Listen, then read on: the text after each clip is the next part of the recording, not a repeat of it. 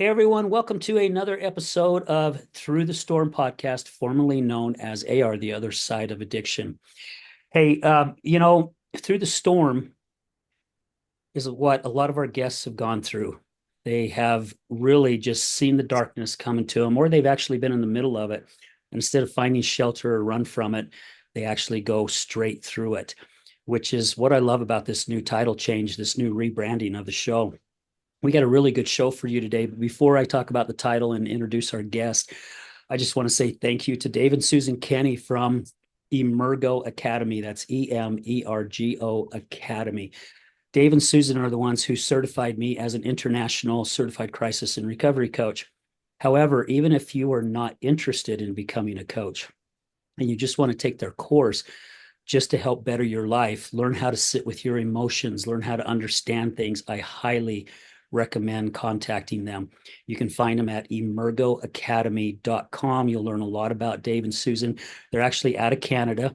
So it's kind of crazy. I got coaches that are out of Canada.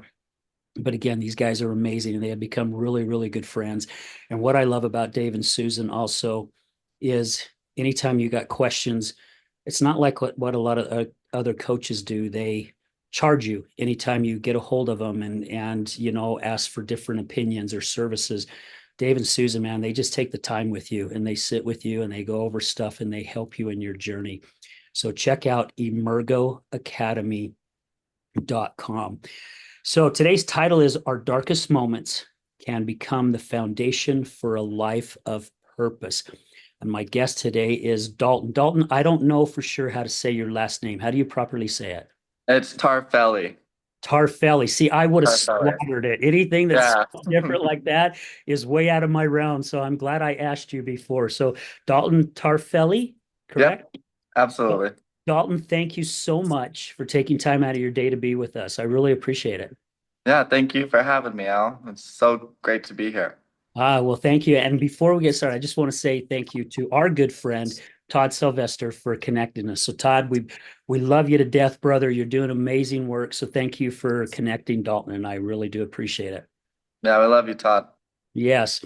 So, what do you mean by our darkest moments can become the foundation of life of purpose? Because this fits with through the storm, right? That's what it sounds like to me. Absolutely. So, Todd actually, he made me realize that when I went through all the hard times and darkest moments in my life, he put it in a perspective for me using these words that life happens for you. So I remember sitting in his office early recovery, first week at Wasatch Recovery, and he said those words to me, and I looked at him with like a blank face, like, what do you mean? The really horrible stuff that I've been through happened for me. And he broke it down for me, gave me this brilliant perspective of what it meant and how it works and how I can use it to help better my life and just get out of that dark pit I've been in. And it changed my life ever since. I can trace back who I am now to like that first week and hearing those words. While you're saying this, Dalton, seriously, I got God bumps over here because that means so much to me as well. That was one of the reasons for changing the title of the show is Through the Storm because you know when we have hard times happen in our life, we think everything's imploding on top of us, and really once we get through it, we realize all the blessings that come Yeah. out of it. I mean, you've had death in your family. I lost my wife last year, literally 4 weeks after I lost my leg. And Mhm. it's crazy because I just had this strong spiritual feeling that blessings were going to come out of it. And it has. There's been so many blessings come from all that tragedy that happened in my life. So apparently you've seen the same thing. Absolutely. Yeah, so a little backstory on what I was telling Todd was I had lost my little brother to addiction. I had lost my dad when I was 17 to cancer. And those happened like within 8 years of each other. So it was like a lot in that short period of time. And like myself, I was just like, am I cursed? Like, what am I doing wrong? Why am I surviving? So I had this survivor's guilt and shame just eating me alive, and blamed myself. And I really hated myself, to be honest, like after I had lost my brother, because I felt like it was my fault. So when Todd said like life happens for you, I was still in this place of like, well, no, it's my fault. Like I could have prevented it. I could have saved him. I could have done all of this, right? So after that clicked, though, I really understood what it was like. Why do I have to beat myself up? Why do I have to destroy my life because of this? Like, would my little brother want that? Would my dad want that for me? You know, it was like, if I pick myself up, think about all the good I could do in honor of them. And that's when it started like make me realize was like, I'm lucky enough to be here still. I need to take advantage of that and like be who I can be and make the world like better, make myself better just Yeah, by being here. yeah, absolutely. And this may be kind of a crazy question, but what got you feeling like that you could save them? Because and I'm curious what your answer is going to be, because I went through the same thing with the passing of my wife, right? And she battled Mhm. addiction. And I fought so hard to save somebody. And it took me a long time to realize their life was their life. Their journey was their journey. Their choices were their choices. What Yeah. was it for you? So with my dad, I think it was just a lot of guilt. I mean, I was in high school when he passed, and it was, I guess I wasn't as present with him. I was off partying and lying to him and, doing things I shouldn't have been doing. And that's what I guess not so much saved my dad, but I did have a lot of guilt around that because I wasn't who I should have been while he was going through that. And I just had a lot of guilt surrounding that I beat myself up for. And with my brother, we were both we both had a really bad alcohol problem when he passed away. And he passed away from the drinking and I didn't. I made it. And that's what I mean, like I was the older brother. This is what I always told myself. I was the older brother. I could have prevented him from drinking. I could have been a better role model. I could have been a better example, but I wasn't. And I felt like because I was drinking so much, it led him to drinking so much. But I ended up realizing that wasn't the case, but that's how I felt for a very long time after my brother passed away. Yeah. That survivor guilt, that is actually a thing that a lot of us battle with, especially with those that we love and we care about. And you said something too about, why am I still here? Why Hmm. why did why did I not lose my life and my brother and my dad lost their life? And if I'm not mistaken too, your mother passed away years a little bit later as Yeah. well.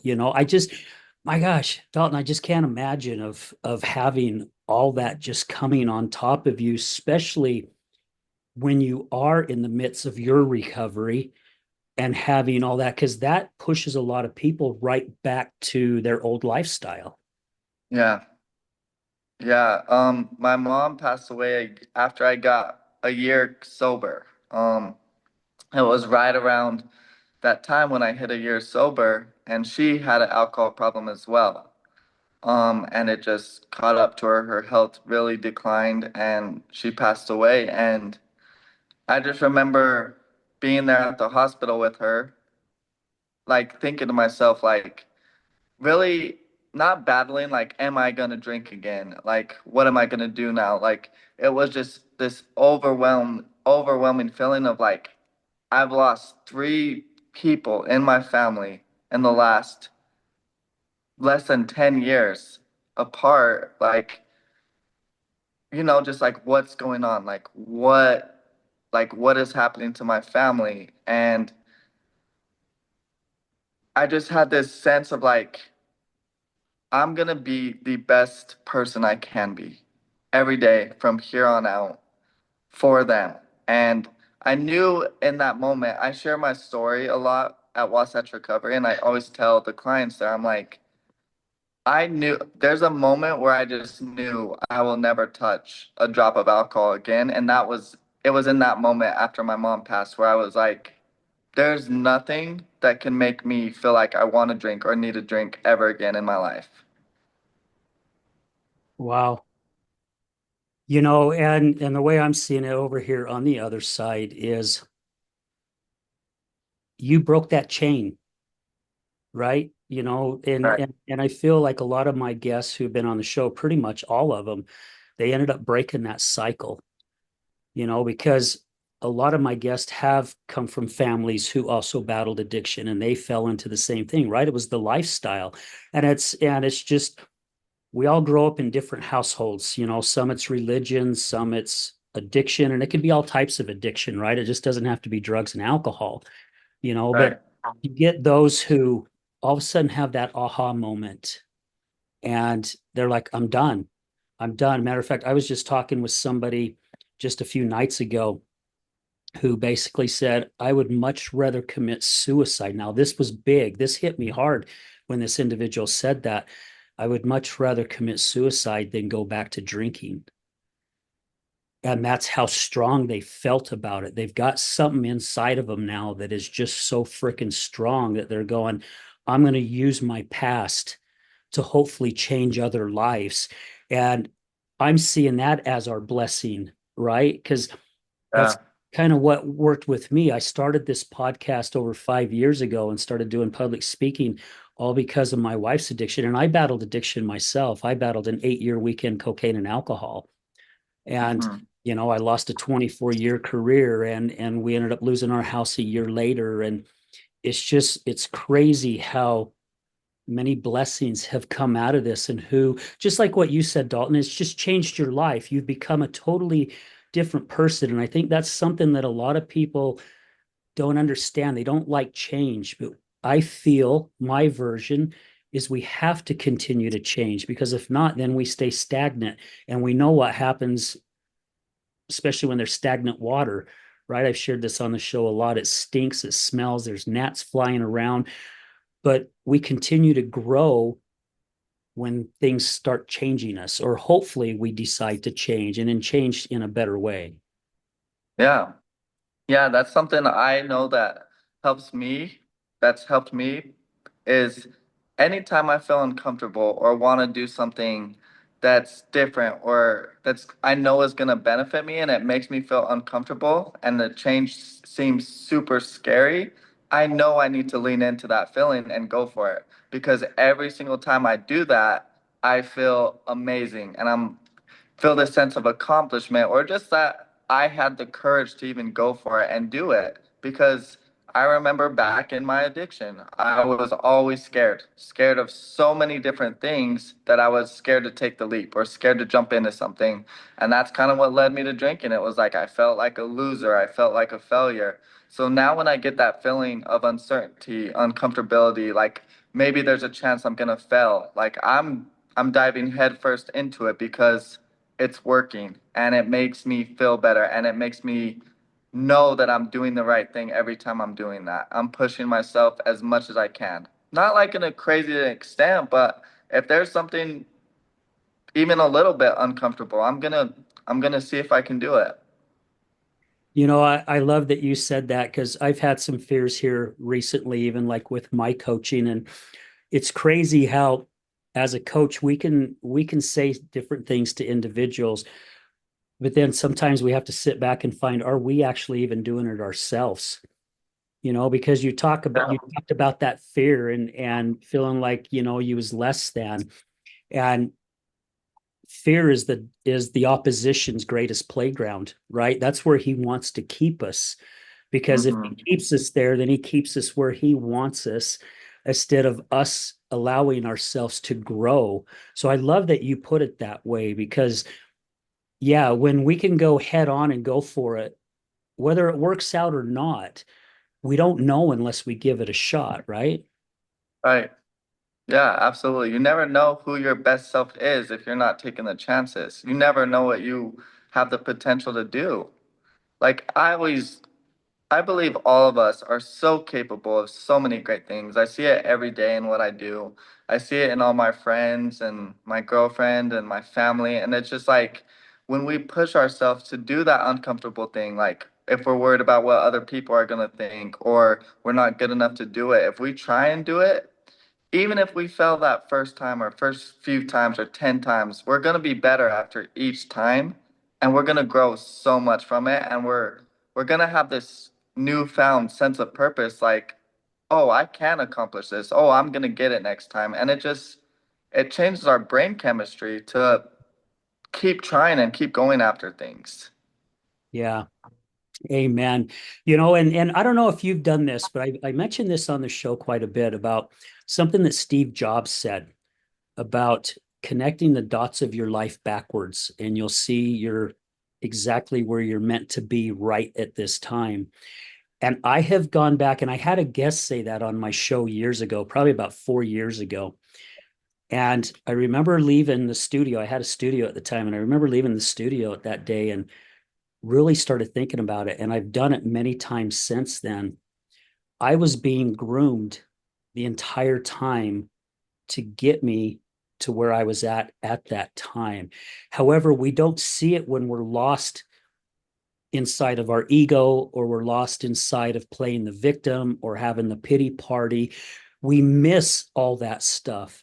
But then when you can finally, like what you said, we finally get to a healthier place about ourselves, our mind opens up a little bit more. And when we can go back, we're like, oh my gosh, did this happen just so it could put me here? Because where I'm at right now is totally amazing. It sucked getting there, but once Mhm. you're there, it's just like, my gosh, I had no clue this was going to turn out this way. Yeah. I love that quote because, like, as you were saying that, it had me thinking, um, how many times throughout my days where I'm connecting what I'm doing now to something from my childhood. And that's like what happened during my childhood or my younger self is helping me facing the challenges I am like in that moment because I'm always thinking back and having memories and glimpses of like stuff that helped me, whether it was like a competition in sports or like a trial I faced as a kid, like something hard I went through. And it was like, I think about like, remember that time when you were young that you did this and you accomplished it? Like, you can do it. Like, this is what led you to here right now in this moment. And thank you for bringing that up, Dalton, because I mean, it can go two ways, right? It could even be the traumas that happen, but when we are children, we are so flippin' resilient. Yeah, Like, and exactly. not a lot of things bother us, right? I mean, I Yeah, was crippled when I was a kid and had like a Forrest Gump brace on, and nothing stopped me. I still got on my bike with my legs sticking straight out, and I'm pedaling, and I'm still doing things. I'm still playing kick soccer in elementary, where they pitch the ball to you, and I couldn't run around the bases very quick. right. But then as we become adults and the world starts coming into us, we start doubting ourselves more Yeah. and more. What happens to us, do you think, from that time of being a child to where all of a sudden we start hitting our teenage years? Our brain starts changing, our chemistry starts changing, but then we get to where we have all that self doubt because when we're babies and we get to where we finally learn how to crawl and then we decide to stand up and take our first step, how many times do we fall and get right back up and do it again? But when we're adults, we fall and we automatically go, I'm a failure. I'm no good at this. I'm done. I'm going to stop. Yeah, I mean, I look back and I think there's obviously a lot of different factors that play into it, but I know like a lot of the times it's the people around us saying like, "Oh, like, are you sure you can do that?" or like trying to convince you that you can't do something or even like telling you how hard something is to accomplish and you hear it every day on the TV, on social media, right? It's like, "Oh, this is so hard. Like the odds of doing this, like they're not, you can't do it because the odds are stacked against you." And as a kid, you're not hearing all of that. You're not hearing people talk about, oh, this is so hard. You can't do that. You shouldn't do it, right? So when you're a kid, you're gonna try it. You're like, oh no, I can do this. I got this. I'm gonna go jump my bike. I'm gonna ride my I'm gonna hit that home run, like whatever it may be. You think you can do it. And it's like I really feel you don't start thinking that way until the world shows you to think that way. Mm, And I think if you can get past that and just not worry about what others think or not worry about statistics or how hard something is and just believe that you're capable of something, I really think there's a good chance you can do it. Like, I'm not saying everybody can go be a rocket scientist, but at the same time, I kind of am because if you want it bad enough and you take the time to learn the skills and push yourself and constantly believe in yourself, you have a great opportunity to make it happen. yeah. Amen to that. And you just said the key thing, believing in yourself. And so many of us, we doubt that. We really do doubt that. Yeah. Yeah, I know I did for a very long time. Like I said, I thought I was going to be a failure, a loser. I wasn't capable of anything. And it was only because it was myself telling me that. And Mm. those were the moments where people were believing in me. And they're like, why do you think this way about yourself? You've shown no, no evidence that you can't do this. You're just being a victim and not doing anything about it. Yeah. And I feel, at least my version is that probably 99% of us fall into that victim category. My training that I took with Dave and Susan Kenny with the Emergo Academy, during our training, I can't remember if it was the third or fourth week, they sent everybody the book, The Power of Ted. And it's a real easy read. It's only like about 230 or 50 pages. And it's a storyline. And it's a story about a guy who got a divorce and he lost his job and all kinds of different things. And he's playing this victim. And I did not realize, Dalton, until then, I had been playing the victim pretty much my entire life, especially in my adulthood, right? Yeah. Nothing was ever my fault. It was always because of somebody else or something else. When we start opening our minds a little bit more and we get ourselves out of that Cartman's triangle, the Cartman's triangle explains the victim part very, very well. It's crazy when we realize that. And I still work on it every single day. And I took the training probably 3 years ago. And you even talked about how the brain, how it fires a little bit. Those old patterns still try sneaking back in, and they're getting stronger because I recognize more of it now. Going, oh my gosh, I'm jumping in that victim swimming pool again, man. It's I got to get myself out of it, and I think when we start understanding and we start opening our eyes and looking at our lives and how we handle things and how we react, that's that first step to move in the right direction. Yeah, absolutely. And there's actually four things that I learned from Todd that I live by pretty much every day of my life, at least one of the four, but it's having integrity, being honest, being accountable, and helping other people. And I know that when I'm doing those four things, or at least a couple of the four throughout my day, that I'm not going to be a victim. I'm not going to make excuses. I'm going to be okay with who I am and knowing that I'm doing everything I can. And when I'm living those values, I know that I'm not going to be a victim. I know that I'm not going to ever fall back into an addiction pattern because those four things help me realize that I don't ever have to be a victim if I'm honest about what I'm doing with myself and giving it my all. If I'm having accountability for the mistakes I make or when I'm being lazy, or if I'm helping others, I have that wonderful sense of gratitude like wow, like I really can make a difference. Like I really am somebody who can make a difference. Yeah, amen. And I'm sure it is for you, but for me, when I first started getting involved and doing more community service and getting on different committees and helping people and even doing this show, right? I have found really, and even when I sit down and speak with somebody, I have found it ends up helping me, I think, more than I'm actually helping them, which is Absolutely. which is a hell of a payback, right? Yeah.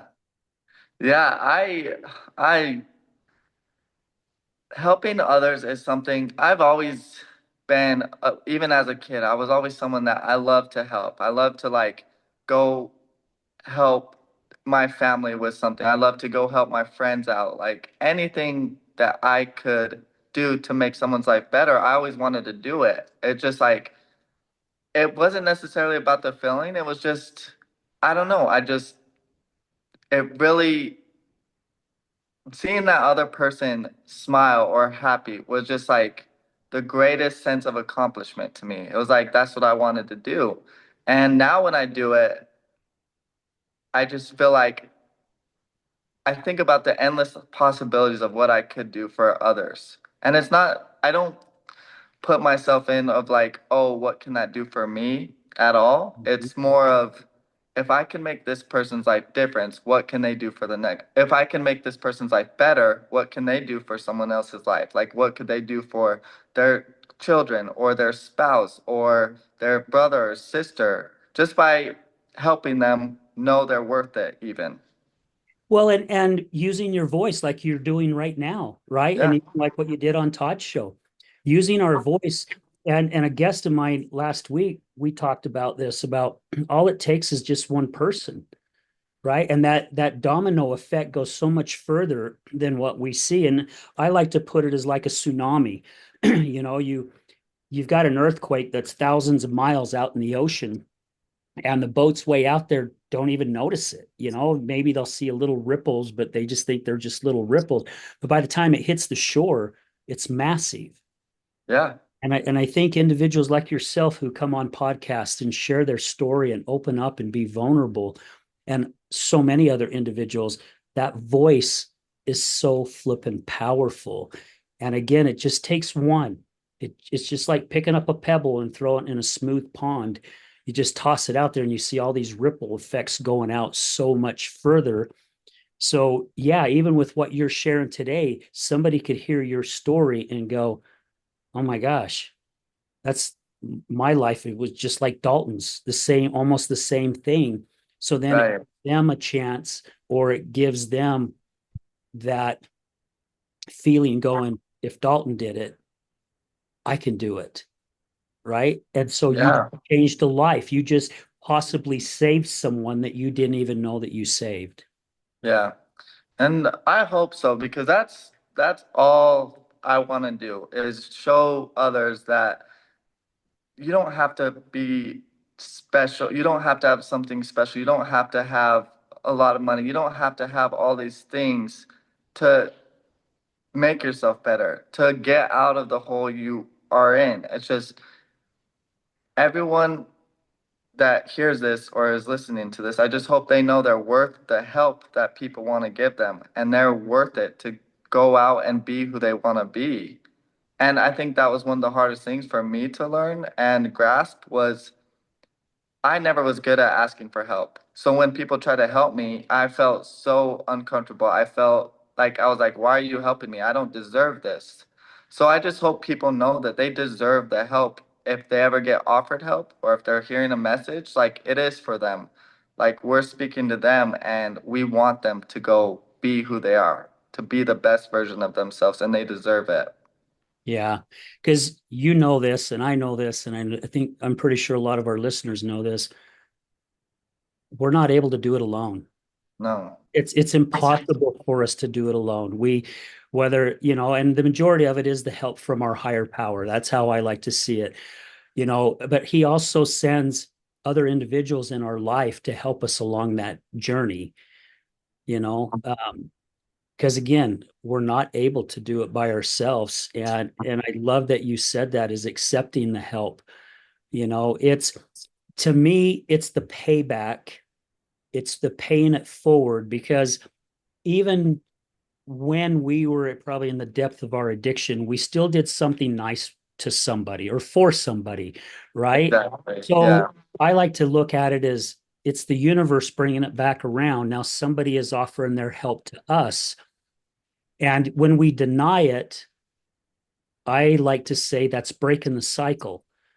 When Yep. somebody wants to offer you $10 or somebody wants to offer to help you move or somebody wants to bring you food if you're sick or whatever it may be, or buy your groceries, it's the universe's way of going, hey, you did something nice for somebody. Now here it comes around to you. Somebody's going to do something nice for you. And it keeps that cycle going. And Yeah.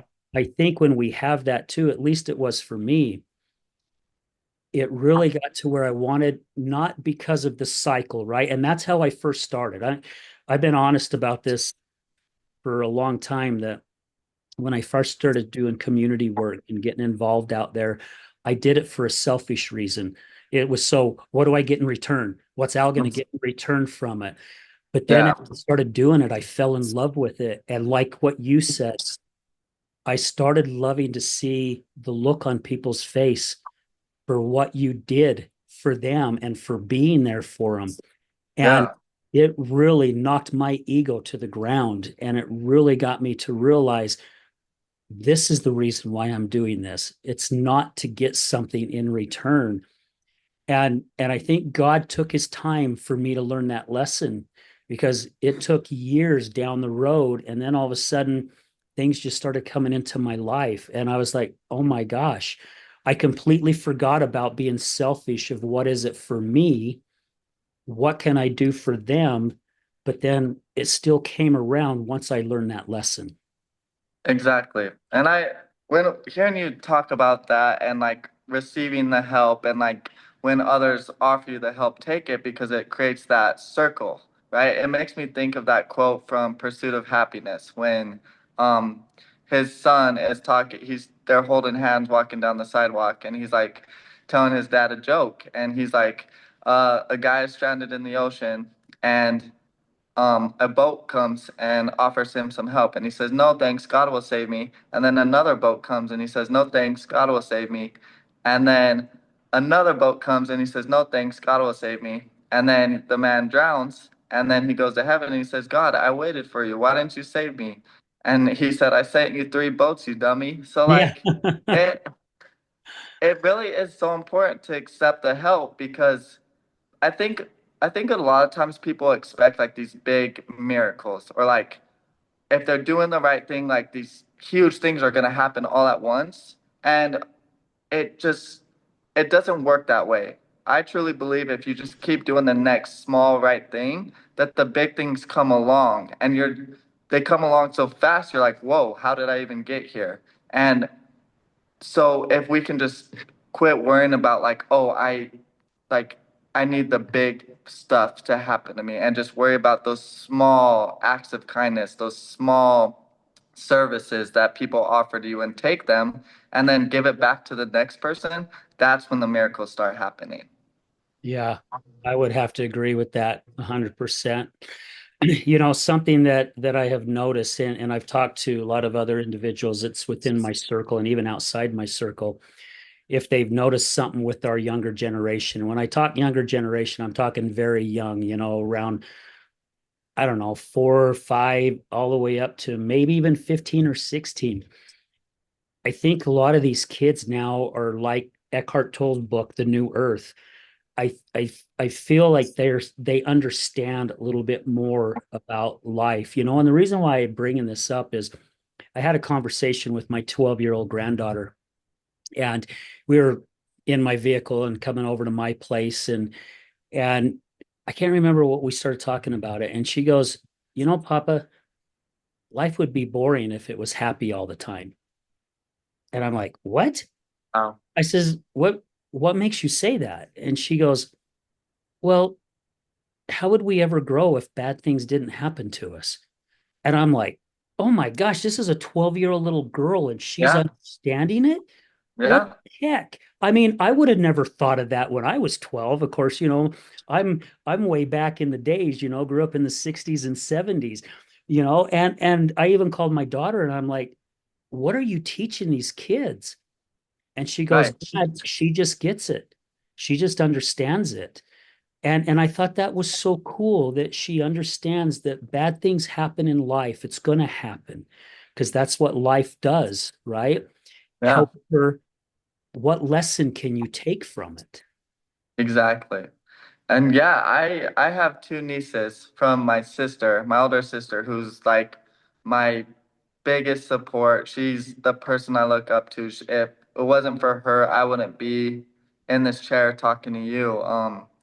So I want to give a shout out to her. I love her. And but yeah, I see that in my nieces. I'm like, I remember being a kid and I was pretty resilient. I could regulate my emotions. I had pretty good emotional intelligence. But then I see my nieces and I'm like, wow, they understand the world's at such a better emotional depth than I ever did at that age.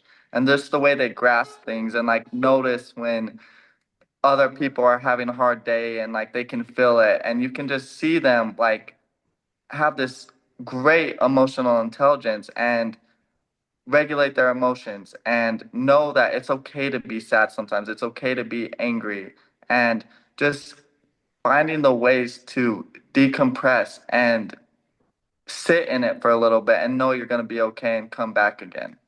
Yeah. Yeah. Yeah. And it's something that, again, us adults that we bypass, right? When something bad happens, we just really think again that the world's imploding on top of us. And also feeling ashamed. I think a lot of us feel ashamed because we do sit with our emotions for the ones that do, going, oh, I can't show that I'm upset or I can't show that I'm depressed. Really, those are our blessings when that happens to us because and I say they're blessings because if you can sit with it and you can look within yourself and also look out and go, what can I learn from this? Why am I reacting the way? Now, everyone has a right to get angry, right? It happens. We all have a right to be depressed sometimes. We even shameful sometimes. But when we Yeah. learn how to sit with it and we look at the message in the mirror, per se, I think it really helps us for the next time. It doesn't mean that we're still not going to do it because this is just how life is. Life is going to happen that way. But to be able to sit in it and learn from it so we can move on and become a little bit better than what we was at that time or what we were at that time. Yeah. So that brings me to like another quote that I absolutely love, and it's be curious, not judgmental. Mm, And so the way I interpret that is yes, it applies to other people. Like, don't be judgmental, like be curious about like what you see or what you're observing. But when you can apply that to yourself and be curious and not judge yourself for the way you're feeling, it can open up so many doors. Like you were talking about, if you're sitting there depressed, like think like be curious about it. Like what is going on in my life right now that I feel like I need to be in bed and like that I'm not worth anything. Like be curious about it. Like what is your body telling you you need to do? If you're feeling anxious, like be curious. Like why are you anxious if you're going out in a crowd? Like what is your body trying to tell you that you need, right? So I think about that quote every single day because it's helped me tremendously and I apply it to others, but I think I apply it to myself more like be curious, Dalton, like what is going on right now? Like why are you in this headspace? Like what is making you not motivated? And when I take the time to sit in it and be curious about it, like I get through it so much faster. I learn tremendously from it. I'm like, okay, so this happened last time. This is what I need to do this time. yeah. Yeah, I know it's helped me. I'll share something, at the round of the end of last year, I was really feeling like I was being rejected. And I couldn't understand why I was feeling that way. And I have felt that way for a lot throughout my life. Thanks again to my training, I was really sitting with things. And I had gone to almost 2.5 weeks of just really feeling depressed and just feeling really rejected. And a friend invited me up to Idaho to stay with her at her cabin, and I decided to go on a weekend and hopefully get some things figured out. And it was a great weekend. I really decompressed. On the way home, though, I kept asking myself, where is this coming from? Where is this coming from? And and the reason why I'm sharing this because I want individuals to know a lot of times you don't get your answers right away. Right. Sometimes it takes a little bit to get the answers. And a couple of weeks or so went by, and I went to bed one night, and all of a sudden that light bulb went off. It went all the way back when I was 7. As I mentioned earlier, I was crippled when I was a little kid, and I Yeah. was always the last one picked on the soccer team or picked for any Yeah. kind of game at recess because I was the crippled kid. No one wanted me, you know? And so I felt that rejection, not realizing I took all that throughout my entire life of growing up. So if anything happened to make me feel that way a little bit, even if it wasn't, my body felt rejected and I could feel it Yeah. inside. It felt nasty. I felt alone. I mean, I could literally feel the blood rush all the way down to my feet or my foot now. I only have one foot. Yeah. Um, but yeah, it went all the way back when I was 7. And once I figured that out, it has helped me now in my journey to where if for some reason that feeling comes back, I can go, oh no, wait a minute. No, that was before. It's not really happening to me right now. And it has Exactly. helped me move on to where I'm not stuck for 2.5 or 3 weeks in this little pity party. Yeah. Yeah, I've had those very, very similar experiences where I can trace it all the way back to something that happened to me that was traumatic for me, or just like it put me in a bad place in that moment. And I'm like, I'm not that person anymore. Like I can handle it. I handled it then. Like I can do it now. And what's happening to me in this moment isn't even related, or I mean not related, but it isn't even happening in that way to me right now. I'm just making it that way in my head. Yeah. And then the more we think about it, the stronger it gets, right? Yeah. Yeah, it has so much power. And I think if you can just be present and just live in the moment for a good 30 seconds, it can pass. Yeah. Yeah, it's kind of like people who, are working on wanting to quit smoking or any other kind of habit, not really an addiction, but a habit. Yeah. It's just learning how to either take those deep breaths or go out for a walk or clean the house or make something to eat, or whatever. Because it takes that mind off. Because I do believe when we have that idle mind, it is the devil's playground because Yeah. then we start adding things onto it, right? We start Yeah. from every direction to add on it to amplify it, which makes it worse for us. But when we can reverse it, that's when we start seeing the change happening. Yeah, absolutely. And I think about when I'm feeling like that, I always trace it back because I love learning about psychology and what happens in our brain and what our brains need to release our four happiness chemicals. And I was just kind of, even if I have to think about it analytically, sometimes it works for me. It's like, oh, if I go out and get sunlight, I'm gonna get some serotonin and it's gonna improve my mood. So even if people have to think of it like that, like if you go out and take a walk or go for a little jog, you're gonna get endorphins. And the chances are everything that you are so stuck on in your head is gonna go away because your chemicals are gonna start working and kicking in. Yeah. Yeah, well put, because it does. It really does work, and I it's crazy because with my training, what I've been learning since 2009 up to this point, it's crazy how you can pick it out even out of other people, right? I don't know if it's that way for you. I'm assuming that it is that Yeah. you can see and I bring this up because I remember a couple of years ago, it was right around Christmas times. I was down at the UPS store and this guy was looking for something, and the gal working behind the counter, she was very, very professional. She's like, "Sir, I just don't know. It doesn't show that anything came in for you." And he was like, damn and determined it was there. And she's like, Mhm. "It's not in our system." And and she's being very calm, and he's getting more upset and more upset. And he finally threw his hands up, and he basically told her, "Thank you for ruining my effing day," and he stormed out. And I got thinking, I'm like, my gosh, how many times did I act like that? Yeah. I mean, I was thinking the same thing that she ruined my day when really she didn't have anything to do with ruining my day. I just took it that way.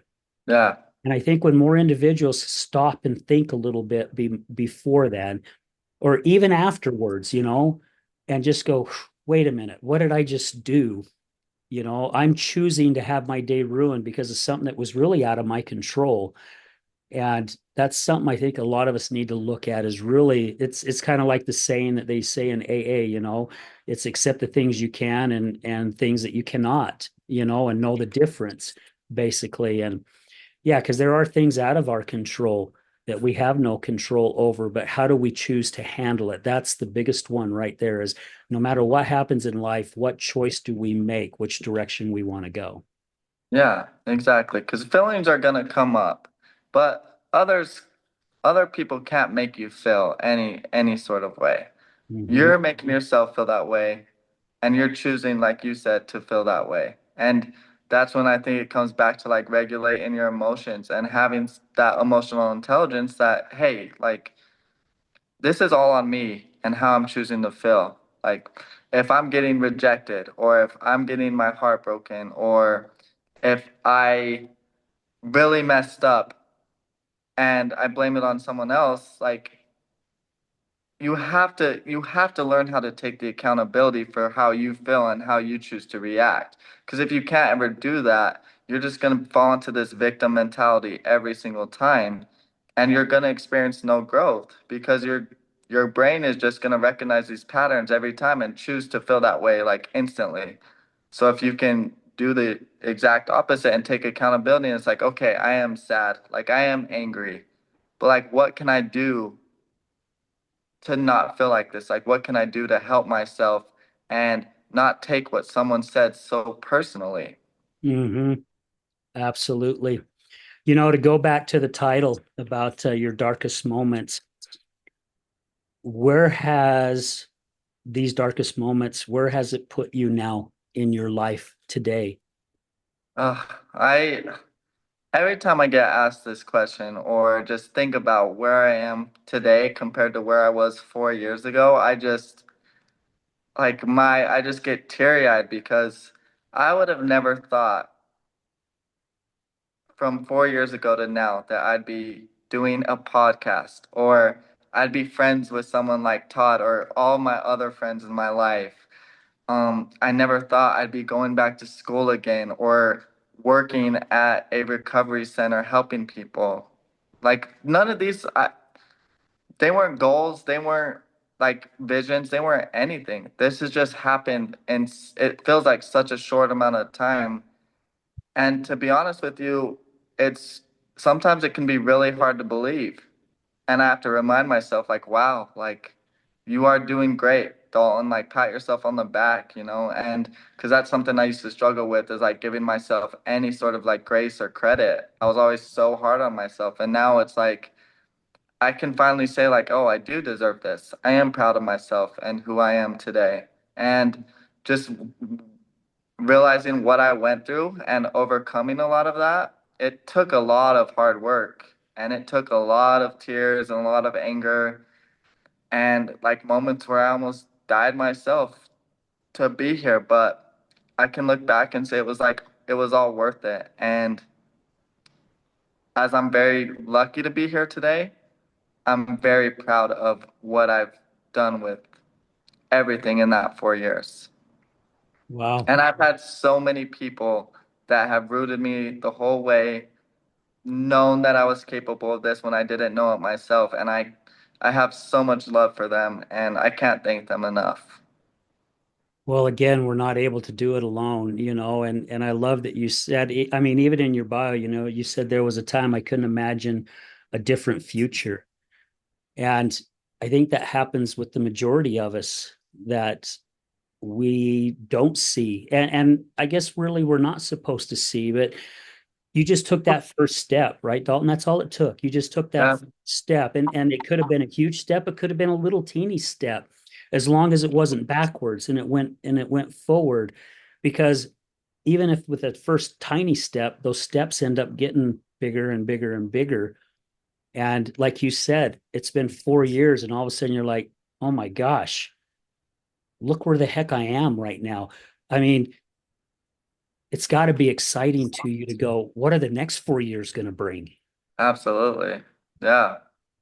Do you I see anything for that? I mean, do you have like a vision of possibilities? Yeah, so right now I one day I want to do my own podcast, like something like this. I want to have that. Um I want to be a master's level clinician, which I'm in school for currently. I I always have this dream of like if I were to ever, start making some like good money. Like I'm doing okay now. I'm doing just fine and I'm completely content with that. But like one of these dreams I have is if I can just make enough money where every day I can go give back to somebody just randomly Mm. and just change someone's life, like that's what I want to do. I want to help people. I want to be happy. I want to keep aspiring in all these goals that I have. And I finally am in a place where I feel like I can do that. So I'm super excited about the next 4 years. And yeah, I just can't wait to. I'm a type of person that like I have so many different hobbies and so many things that I want to do that I know I can't do them all, but I know that I have a feeling that I'm gonna accomplish some pretty cool things and I'm gonna be able to help a lot of people. And that's what I want to do. And I think that's a great way of looking at it, and I'm over here smiling because that's exactly what I want to do. I want to help as many people as possible, and I've heard this a couple times that a lot of people who are on their deathbed, you know, they they were asked, if there was something you could have done different, what would have you have done different? And it's just live life more to the fullest and, to be happy. And I find that very interesting because I probably would have fallen in that category. You know, I'm to a point now in my life, and it sounds like it is with you too, because I see your face light up when you start talking about giving back, or even just what you just said. You got this light up and you smile on your face. And Yeah. it's just doing your best to live every day happy, right? Because life is amazing. And like what Todd said, life isn't happening to you, it's happening for you. Yeah. And when we can grasp that and look at it that way. Now, I like to say shit balls. I'm like, life is still going to throw shit balls at you. You'll dodge a few and you're going to get hit square in the face with quite a few. But again, it's still happening for you, because if we look at life every day and just do our best to be happy every day, do what we can to make somebody else smile or to share a smile with somebody else, which is so simple, you know, Yeah. and and I'm comfortable right now myself, and I'd love to be in a spot like what you just said, to where I had better money coming in, where I could go, go up to somebody at the store and buy their groceries for them Yeah. or something Yeah. like that. To me, that would be Yeah. so cool. However, even just sharing a smile can make somebody's day, or just saying hello to them. How's your day going? And I had somebody the other day. We stopped in a convenience store after work to get some um, drinks, and I asked the gal behind the counter, and I says, "How's your day?" And she goes, "Oh, it's just good." And I'm like, "Good? It's not like amazing or fantastic or anything like that." And she stopped and she looked at me, and she just sat there and stared at me, and she goes, "No, it's just good." And I says, "All right, I can deal with that." I says, "It's better than shitty." And she just got a big smile on her face. And just seeing that smile on her face made my day, Yeah. just knowing, hey, good is good, right? Accept it. You might as well just accept it and go on. So, you Yeah. know, I think what you're doing and the future that you're looking at doing, man, good on you. And good on you for wanting to go back to school and go after this. I've got some friends that have gone back to school too to do the same thing that you're doing. And man, I never liked school when I was in school, and I'm 63 now, and I'm like, nah. I've thought about it. It's like, nah, that's not my line. I'm just going to go in the direction I'm going to go. Yeah. Yeah, I'm very grateful for where I am, and you're right. Those little moments is what I used to like just think of like I used to have a lot of those little moments and I took them for granted. And now when I have those little moments, I really just stop and think and like appreciate them in the moment. With my friends, with my family, I'm like, wow, like I love this. Like thank you so much. I might say it in my head, I might say it out loud, but I appreciate them because like now so aware that I can notice them when they're happening and be grateful for them. And I think that helps me tremendously. Like, that's one thing that I can look at in my life and say, like, this is something if I do every day, like, I know I'm going to be okay. Yeah. Celebrate all of it, right? Yep. Celebrate the small ones and even celebrate the times that things may not have gone so well for you because Yeah, again, it's happening for you, not to you. exactly. Yeah. You know, it's amazing how fast these shows go by. I mean, gosh, we're just about at an hour already, and it only feels like we've been Wow. for a half hour I because I know. started pretty much right on time. You know, what is something what is something that you could share with our listeners? And we'll use the backdrop that I have, of through the storm. What what suggestion or advice could you give someone that is seeing a storm approaching and they just don't know which direction to go? Um, I would say head on into it. It's gonna pass. You're gonna be okay, and you can make it through it. And always know that you're enough. Whatever trials and tribulations you're facing, whatever's going on in your life, like, I'm sorry. I wish I could help you, but you're gonna get through it. And don't be scared to ask anyone for help because you're enough and you're capable and you deserve all the help that people want to give you. Man, I love that. And we've talked about that a couple times throughout the show, about being willing and accepting other individuals' help Yeah. because you don't know who sent that help. And more than likely it's the higher power. That's just how I like to see it, Yeah. that the higher power sent somebody there. And I think that's the reason also why you're still here, Dalton, right? I really do. I say this with a lot of guests. You're the angel that's been left behind to start helping other individuals in their journey. Because without individuals like you and so many other of my guests that have been on the show, you know, they're here for a purpose. They're here for a reason. And you understand your reason. I think you've figured out your why, and it's there to lend that hand for somebody else who looked at life the way you looked at it 4 years ago. It's like, I'm never going to get through this. I'm going to end up just like some of my other family members, or I'm a loser. I'm not worth it. All of us are worth it. All of us are worth it. And Yeah. to see where you're at today and the work that you've done to get yourself there, man, just kudos for everything that you're doing and still wanting to do more. I just love hearing people say that. Yeah. Thank you so much for saying that. Thank you. Absolutely. You know, gosh, we've come up on the hour. I think I could sit here talk with you at least for another half hour. So I love this whole conversation and I love the title about our darkest moments can become the foundation of life's purpose because I have found, especially since 2009, for me, that has been exactly the case. And you mentioned earlier how hard it was, that it wasn't easy. Usually anything that's worth it isn't easy. Yeah. However, you said something that all my guests have said, it's worth it. It's It's definitely, worth it. yeah. Thank you for your time, Dalton, and thank you for accepting, to come on the show and share a little bit about your life and where you're seeing your future. I mean, I'm sure somebody out there that will hear this show, I'm sure you're going to change someone's life just by doing this. And I'm looking forward to the day when you get your podcast going, and do you have any idea what you'd like to name it?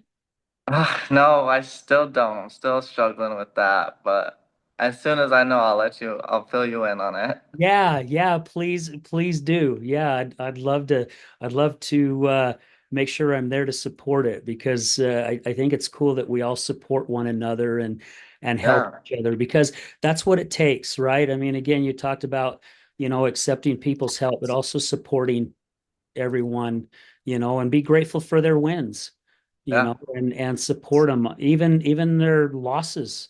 I mean, still be there to support because again, that's what got you to where you're at today. And I know that's exactly how I got to where I'm at today. Yeah. Yeah, well, thank you so much for having me. It's been a pleasure, and like I can't believe it's been an hour. This has been awesome. I loved chatting with you. Thank you. You're an Yeah, awesome person. absolutely. And thank you so much. I appreciate the kind words. Well, guys, remember, yeah, just share this show. If you guys hear it and you know someone that is struggling with what Dalton has shared with us today, man, pass the show on to them, share it with them. And you never know, it could help somebody along their journey. And I just want to say thank you again to Dave and Susan Kenny with Emergo Academy. That's EMERGO Academy.com. Check them out. And I also want to share this with you guys. Be sure to mark your calendars for Saturday, October 3rd. We'll be holding our sixth Healing Utah Success Summit. We've got a we've got a lineup of some really great speakers that are coming. We've got my good friend Dr. Rob Kelly from Texas, who's flying in. He's going to come in and be our keynote speaker.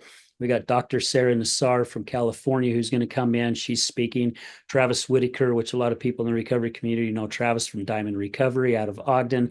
We got my good friend also Brooke Rushton, who's actually going to get on stage for the very first time and also share a little bit about her story and what she is doing now. She's a big voice. And we've got another speaker that's going to be coming in. I won't announce who that is right now, but he's going to be coming in. But guys, Saturday, October 3rd at the Miller Free Enterprise Building in Sandy, Utah. Doors open at 9. The event will start at 10 o'clock. We got a great opening for you. We've got Chaotic Zen that's going to be opening up the event with some drum work and some a little bit of a sound bath. So we're looking forward to it. So guys, I've got different sayings that I say. The last one with the other side of addiction, it was recovery is giving up everything for one thing, or addiction is giving up one thing for everything, and recovery is giving up, excuse me, addiction is giving up everything for one thing for everything, and recovery is giving up everything for one thing. Anyway, I guess I'm off of it today since I haven't said it well. But we're going to leave you with this, guys. Remember, the storm isn't the end of your story. It's where your next chapter begins. We're out.